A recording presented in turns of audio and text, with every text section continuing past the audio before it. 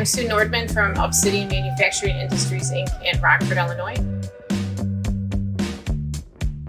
We own 4 manufacturing brands that have extremely close ties to a couple of big names in Rockford manufacturing history.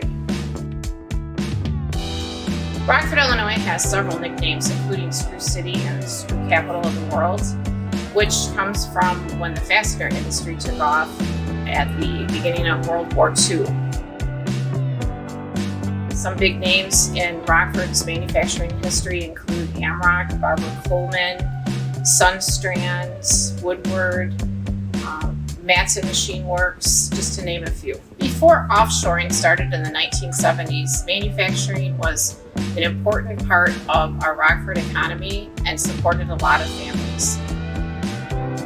Since then, it's rapidly declined, and the pandemic kind of brought focus back to reshoring for a lot of companies. And if that movement can continue, it will help bring the manufacturing industry new growth on United States soil, and all of that helps us here in Rockford.